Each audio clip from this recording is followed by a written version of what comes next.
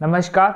राजकुमार रोत नहीं होने देंगे सचिन पायलट का जो सपना है, जो लंबे समय से सचिन पायलट देखते आ रहे हैं मुख्यमंत्री बनने का, वो राजकुमार रोत शायद अब पूरा नहीं होने देंगे। राजकुमार रोत बनने वाला है सचिन पायलट के सामने बहुत बड़ी दीवार। जैसा कि मैं आपको बता दूं, राजस्थान में कांग्रेस और बीजेपी की ही तरह तीसरे मोर्चे के रूप में खड़ी होने जा रही है भारतीय आदिवासी पार्टी। भारतीय आदिवासी पार्टी को बने हुए लगभग 1 से 1.5 साल ही हुआ है। पहले विधानसभा चुनाव में भारतीय आदिवासी पार्टी ने 3 विधायक बना दिए हैं और उसके बाद जब लोकसभा चुनाव हुआ सांसद बना दिया। यानी कि जिस तरह चुनाव आ रहे हैं, जो चुनाव आ रहे हैं उनमें भारतीय आदिवासी पार्टी हिस्सा ले रही है और चुनाव जीत भी रही है। यही भारतीय जनता पार्टी और कांग्रेस पार्टी के लिए चौंकाने वाली खबर है। कांग्रेस और बीजेपी के सामने अब तीसरे मोर्चे के रूप में अभी तक तो कोई नहीं था। उस समय के लिए राष्ट्रीय लोकतांत्रिक पार्टी रही थी, लेकिन लंबे समय तक राष्ट्रीय लोकतांत्रिक पार्टी नहीं चल पाई है, जिससे भारतीय जनता पार्टी और कांग्रेस पार्टी को कुछ खास नुकसान नहीं हुआ था। लेकिन जिस तरह अब भारतीय आदिवासी पार्टी उभर रही है, जिस तरह भारतीय आदिवासी पार्टी के उम्मीदवार जीत रहे हैं, वही कांग्रेस और बीजेपी की कहीं ना कहीं नींद उड़ा रहे हैं, विशेषकर कांग्रेस की। क्योंकि राजस्थान में जिस प्रकार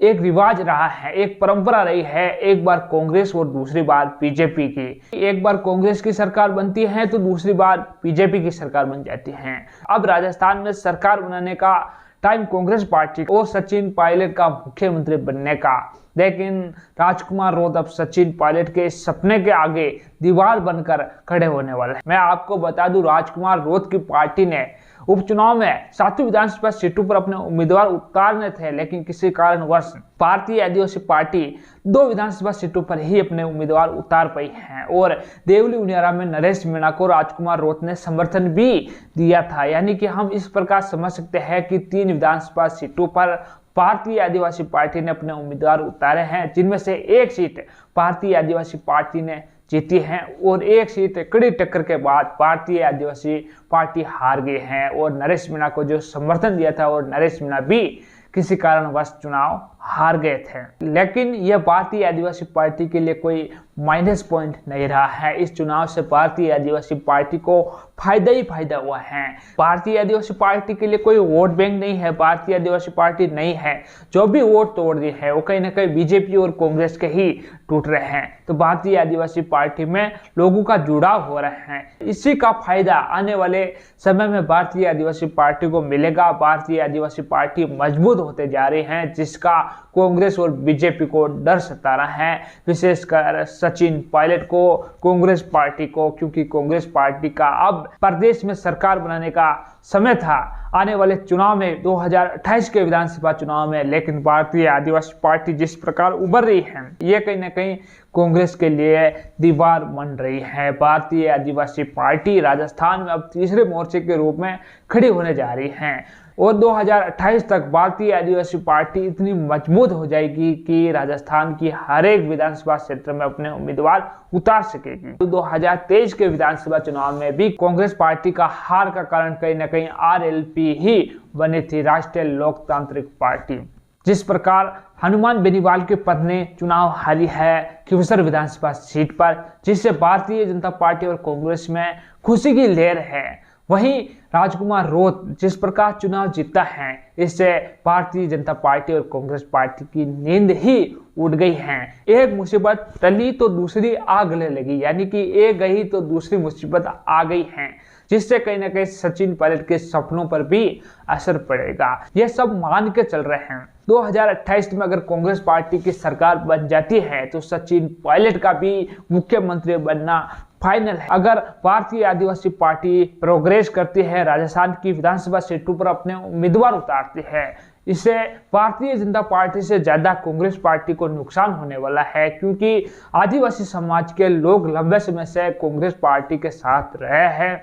आप ऐसा मान सकते हैं कि SC/ST वर्ग कांग्रेस पार्टी की नींव है। अगर नींव कमजोर हो जाती है तो आगे चलना मुश्किल हो जाता है, पार्टी का सत्ता माना मुश्किल हो जाता है। अगर आदिवासियों के वोट कटेंगे तो कांग्रेस कमजोर होगी, और कांग्रेस कमजोर होगी तो सचिन पायलट का सपना भी पूरा नहीं होगा, और इससे कहीं ना कहीं भारतीय जनता पार्टी को कुछ फायदा भी होगा। भारतीय जनता पार्टी के वोट कटेंगे भी तो बहुत ही कम कटेंगे, ज्यादातर जो भी वोट कटेंगे वो कांग्रेस पार्टी के ही कटने वाले हैं। इसको लेकर कहीं ना कहीं सचिन पायलट अब रणनीति भी बना चुके हैं, यह भी मैं आपको स्पष्ट कह दूँ। जैसा कि आपको पता है, राजस्थान में सभी तरह के चुनाव संपन्न हो गए हैं, वो लोकसभा चुनाव हो, विधानसभा चुनाव हो, उपचुनाव हो, सभी चुनाव शांतिपूर्ण तरीके से खत्म हो गए हैं। राजस्थान के सभी नेता अपने अपने क्षेत्र में लोगों की सेवा कर रहे हैं, लोगों की समस्या का समाधान कर रहे हैं, और कुछ लोग बाहर घूमने के लिए विदेश गए हुए हैं तो एंजॉय कर रहे हैं, ऐसा सुनाई दे रहा है। लेकिन मैं आपको बता दूं, राजस्थान का एक ऐसा भी नेता है, सब सोने के बाद यानी कि सब एंजॉय के मूड में है, उसके बाद भी एक नेता जनसभा करने निकल चुका है, राजस्थान की जनता के बीच पहुंच चुका है, वो है सचिन पायलट। सबके सोने के बाद जो जागता है वो शेर होता है। जैसा कि आपको पता है, ऐसा कहा जाता है, जंगल में जब सब जानवर सो जाते हैं तब शेर ही जागता है, यानी कि सचिन पायलट जाग चुके हैं। सचिन पायलट जनता के बीच पहुंच चुके हैं, बाकी सभी नेता अभी तक सो रहे हैं। वैसे भारतीय जनता पार्टी के कुछ नेता